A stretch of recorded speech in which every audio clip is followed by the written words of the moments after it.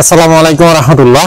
যারাই গরু ছাগল পালন করতে চাইবে তাদেরকে অবশ্যই বাণিজ্যিক ভাবে ঘাস চাষ করতেই হবে। একটা সময় ছিল যখন আমরা চাইলেই ফ্রি সোর্সের প্রচুর ঘাস সংগ্রহ করতে পারতাম। এখন চাইলে আপনি ফ্রি সোর্সের ঘাসগুলো সহজেই সংগ্রহ করতে পারবেন। বাণিজ্যিক ভাবে শুধু যে ঘাস চাষ করে রেখে দিলেন তাতেই ঘাস হয়ে যাবে এমন না। চাষ করার পর বিভিন্ন পরিচর্যা খুবই গুরুত্বপূর্ণ ঘাসগুলোর গ্রোথ ঠিক রাখার জন্য। এই ধরনের অনেকেই অনেক কথা বলেন, আপনার ঘাসগুলো এত সুন্দর বড় হয়, আমার ঘাস তো বড় হয় না, আপনি কোন জাতের ঘাস চাষ করছেন? সেই প্রেক্ষিতে আসলে আজকের ভিডিওটা করা।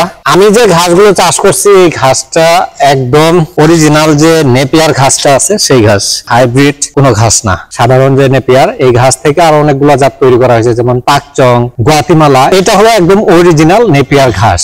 এইটা অনেকেই চাষ করে তারা নাকি ফলন ওইভাবে পায় না। ভালো ফলন পাওয়ার জন্য অবশ্যই চাষ করার পর সেখানে পরিচর্যাটা খুবই ভালোভাবে নিতে হবে। পরিচর্যার মধ্যে প্রথম যে পরিচর্যাটা সেটা হলো ঘাস কাটার সময় আপনাকে লক্ষ্য রাখতে হবে। এক একটা সিজনে এক এক ভাবে ঘাস কাটতে হবে। আপনি গরমের সময় যদি বর্ষাকালের কাটিং দেন, আবার বর্ষাকালে যদি গরমের কাটিং দেন তাহলে কিন্তু সমস্যা। শীতকাল চলতেছে, এখন কিন্তু ঘাসের গ্রোথ খুবই কম, ঘাস মারা যাওয়ার সম্ভাবনা খুবই কম। আমরা যে ঘাসটা কাটছি এটা আরো যদি একটু নিচে কাটতাম তাহলে কোনো প্রবলেম হতো না, কিন্তু এই কাটটা যে এখন যেভাবে ঘাসটা কাটছি বর্ষাকালের সময় এইভাবে কাটতাম তাহলে প্রত্যেকটা ঘাসই প্রায় মারা যেত, এগুলো থেকে কিন্তু আর কুড়ি দিত না। এক এক টাইমে এক এক ভাবে ঘাস কাটতে হবে। আর আরেকটা বিষয় যেটা, প্রত্যেকবার ঘাস কাটার পর অবশ্যই ঘাসের ক্ষেত এই যে এইভাবে নিড়ানি দিতে হবে। দেখেন আগাছাগুলো যা আছে, আপনি যদি এখন সরাসরি সার দেন তাহলে বেশিরভাগই সংগ্রহ করে নেবে এই যে আগাছাগুলো। এই আগাছাগুলোর কিন্তু এই নেপিয়ার ঘাসের চেয়ে এগুলো সংগ্রহ করার ক্ষমতাটা এদের বেশি। এটা অনেকটা এরকম, আপনার গরু পালতেছেন, গরুকে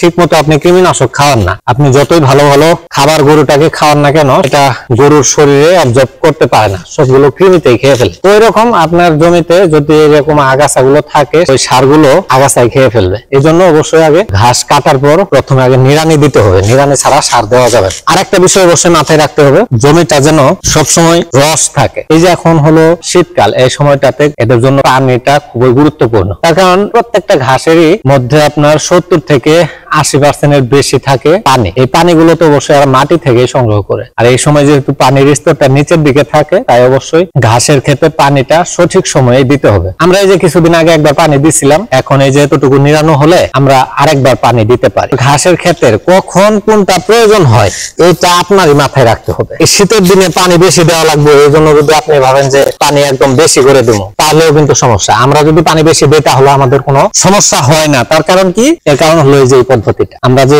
ড্রেনটা দিয়ে রাখছি প্রায় এতটুকু নিচে, আমরা যদি পানি দিয়ে রাখি একটা সময় পর পানিগুলো ড্রেনের মধ্যেই যায়। ঘাসের গুড়ায় কিন্তু এই পানিগুলো থাকে না, আর এই ঘাসগুলোর গুড়ায় পানি রাখা যাবে না। পানি যদি বা দিয়ে রাখা হয় তাহলে গুড়াটা নষ্ট হয়ে যায় এবং গাছটাই নষ্ট হয়ে যায়, তখন দেখা যায়। এইটা কিন্তু একটা গুরুত্বপূর্ণ পয়েন্ট। আপনি যদি ঘাস চাষ করেন নেপিয়ার ঘাস, অবশ্যই এইভাবে মাঝে মধ্যেই কয়েকটা করে ড্রেন দিয়ে রাখতে হবে। আমরা কিন্তু অনেকগুলো ড্রেন দিয়ে দিছি। প্রথমে দিছিলাম আমরা 7টা করে লাইন, একটা করে ড্রেন এবং এরকম লম্বা লম্বি 2টা। এখন আবার আমরা এটা আরো কমায় ফেলছি, 3টা 4টা পর পর একটা করে এই যে এরকম ড্রেন। এটা আস্তে আস্তে আবারও মাটি তুলে দিব, এগুলোটা মাটির নিচে যাবে এবং সারটা খুব দ্রুত এরা সংগ্রহ করতে পারবে মাটি থেকে। এই বিষয়গুলো মাথায় রাখতে হবে যদি আপনি ঘাস চাষ করেন। আর শীতকালে ঘাসের গ্রোথ একটু কম থাকবে, এটাই স্বাভাবিক। তার কারণ গাছ তাদের খাদ্য সংগ্রহ করে সালোক সংশ্লেষণের মাধ্যমে, আর এটা হয় হলো পাতা দিয়ে, পাতার সাথে রোদের কানেকশনে। যেহেতু শীতের সময় রোদ কম থাকে, দিনের বেশিরভাগ সময় কুয়াশা থাকে,